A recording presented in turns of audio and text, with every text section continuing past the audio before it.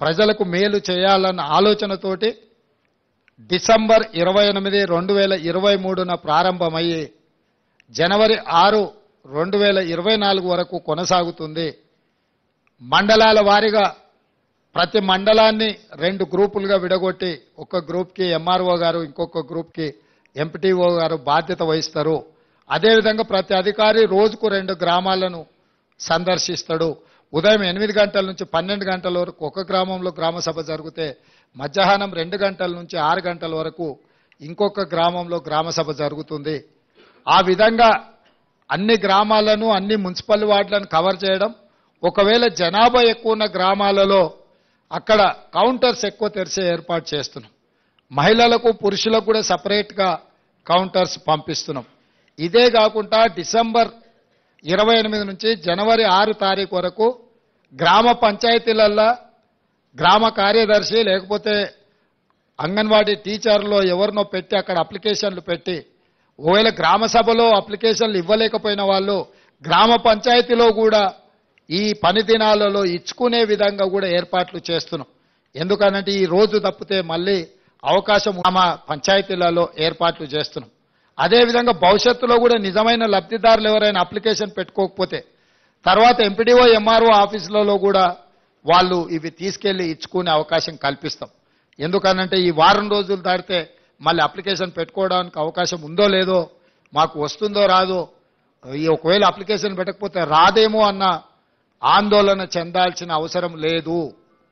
ఈ special drive ఎందుకంటే మీ గ్రామాలకే ప్రభుత్వాన్ని పంపించాలన్న ఆలోచనతోటి, మీ గ్రామంలోనే మీరు ఎక్కడికి వెళ్లాల్సిన పని లేదు, మీరు ఎవరిని కలవాల్సిన పని లేదు, మీరు ఎవరి కోసమో ఎదురు చూడాల్సిన పని లేదు. ప్రభుత్వమే మీ దగ్గరకు వచ్చింది, మీ గ్రామానికి వచ్చింది, మీ వార్డుకు వచ్చింది, మీ మధ్యలో ప్రభుత్వం ఉంది. ఈ ప్రభుత్వం మీది, మీకోసమే ఏర్పడ్డ ప్రభుత్వం. అందుకే మీ దగ్గరికి రావాలన్న జవాబుదారీతనంతో గ్రామ సభలు ఏర్పాటు చేయడం ద్వారా ఈ ప్రభుత్వాన్ని గ్రామాలకు పంపిస్తున్నాము. గతంలో గడీల మధ్యలో జరిగిన పరిపాలనను గ్రామాల మధ్యకు తీసుకొచ్చి గ్రామ సభలు పెడతామని ఎన్నికల కంటే ముందు మేము మాట ఇచ్చినాం. ఆ మాట నిలబెట్టుకోవడానికి 100% మేము ప్రయత్నం చేస్తున్నాం. డిసెంబర్ 7 తారీఖు నాడు మేము బాధ్యత తీసుకుంటే జనవరి 7 తారీఖు లోపలనే ఈ లబ్ధిదారుల యొక్క వివరాలన్నీ సేకరించే ప్రయత్నాన్ని మా ప్రభుత్వం పూర్తి స్థాయిలో మేము పని చేస్తున్నాం. మీడియా మిత్రులకు కూడా నా సూచన, పూర్తిగా సహకరించండి. ఇది ప్రజల మేలు కోసం, ప్రజల బాగు కోసం, నిస్సహాయులకు సహాయాన్ని అందించడం కోసం తీసుకొస్తున్న పథకము.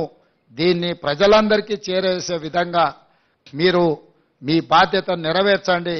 మీరు మేము కలిసి పనిచేస్తే ప్రభుత్వం యొక్క పథకాన్ని ప్రజలకు చేరవేయాలంటే అనుసంధానకర్తలుగా వ్యవహరించాల్సింది మీడియా మిత్రులే. ప్రజలకు ప్రభుత్వానికి మధ్యలో వారధిగా నిలబడండి. ఈ సమస్యల పరిష్కార సారథులుగా మారండి. ఈరోజు ఇక్కడ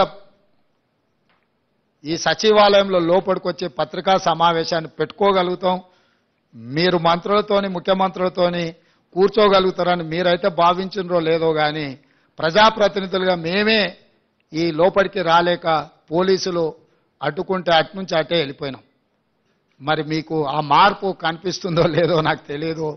ఖచ్చితంగా ఆ మార్పును మీరు చూస్తున్నారు. భవిష్యత్తులో ఇక్కడ ఇదే హాల్లో పూర్తి స్థాయిలో మా మంత్రివర్గ సహచరులు, ఉప ముఖ్యమంత్రి గారు, మేము కానీ ప్రభుత్వం వైపు నుంచి అధికారిక కార్యక్రమాలు ఏమైనా చేపట్టినప్పుడు ఇక్కడనే పత్రికా సమావేశాన్ని ఏర్పాటు చేయడానికి ఒక మీడియా కాన్ఫరెన్స్ హాల్ కూడా క్రియేట్ చేయమని చెప్పి మా చీఫ్ సెక్రటరీ గారికి మేము ఆదేశాలు ఇవ్వడం జరిగింది. తొందరలోనే ఇక్కడ మీడియా మందిరం ఉంటుంది.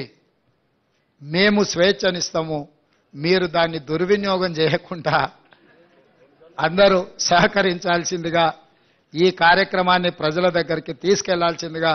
మాకు తెలుసు ఢిల్లీలో కూడా నిన్న మీడియా మిత్రులు కలిసి వినతి పత్రం ఇచ్చారు. మీ సమస్యలు కూడా చాలా ఉన్నాయి, చాలా కాలం నుంచి పేరుకపోయినాయి. తొందరలోనే వాటన్నిటి మీద కూడా దృష్టి పెడతాము. ఎవరూ ఆందోళన చెందాల్సిన పని లేదు. ఈ ప్రభుత్వం మీది, మీకోసం పనిచేస్తుంది, ప్రజల కోసం పనిచేస్తుంది. ప్రజలకు పనిచేసే విధంగా మీరు మాకు సహకరించాల్సిందిగా కోరుకుంటున్నాను.